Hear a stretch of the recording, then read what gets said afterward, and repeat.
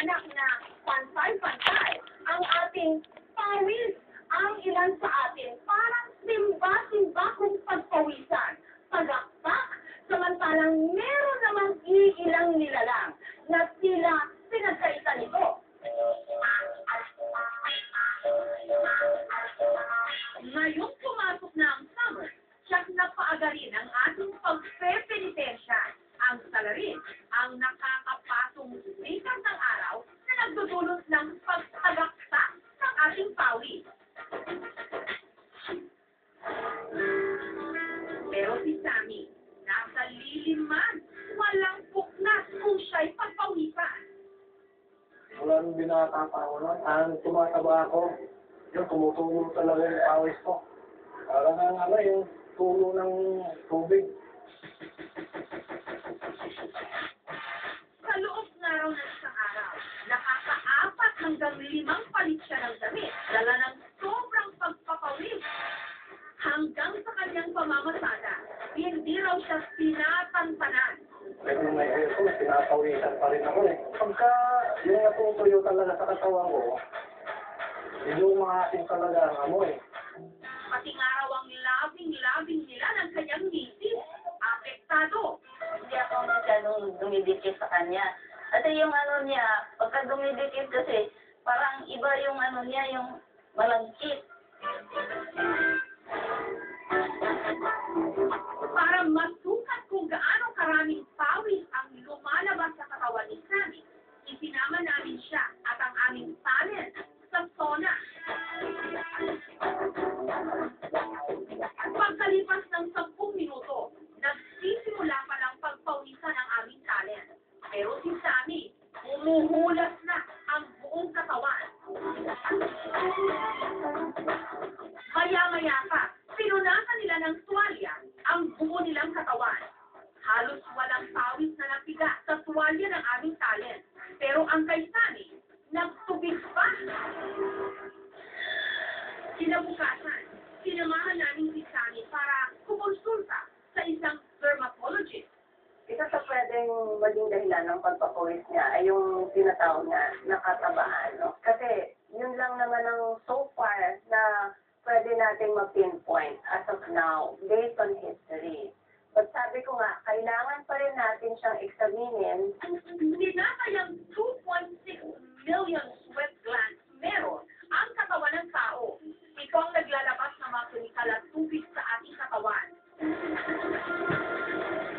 Patay! Sa mga tropical o mainit na bansa katulad ng Pilipinas, kung saan mas malinsangan ang panahon, maaaring makapagsikrit o maglabas ang katawan ng tao ng 2 hanggang 3 litro ng pawis kada oras.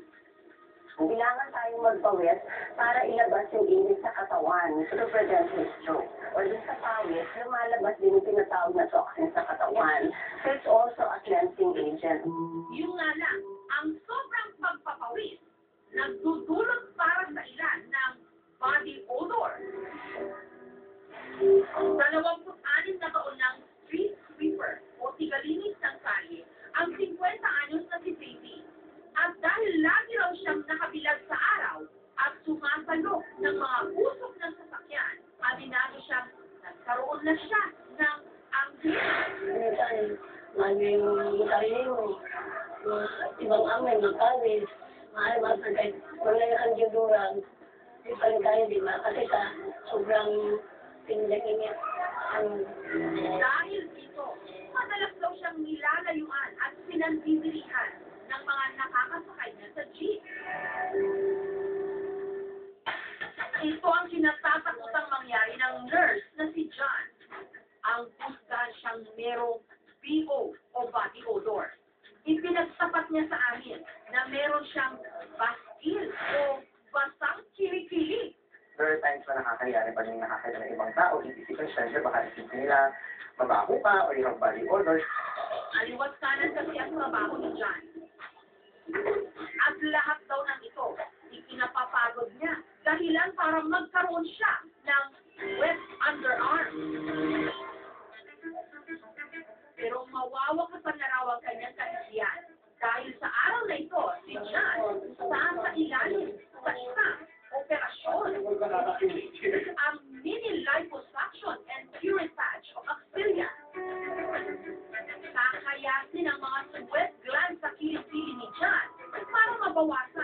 ang labis na pagpapawis nito.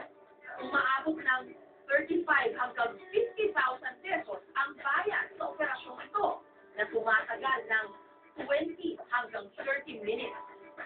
I hope na mabawasan yung pagpapawid. But I excited sir. So, once in a lifetime opportunity. Makalipas ang 3 araw, binalikan namin si John. Kitang-kita ang kanyang ipinagbago.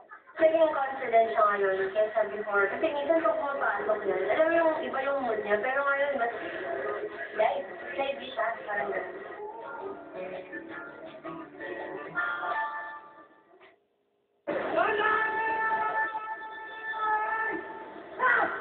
Pero ang mga tiga-MMDA o Metro Manila Development Authority, walang pampaopera.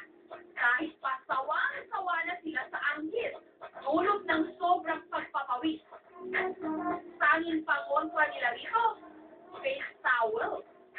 Titingnan namin kung maayos ang panalamit ng ating traffic enforcer. Dapat walang amoy din, ano?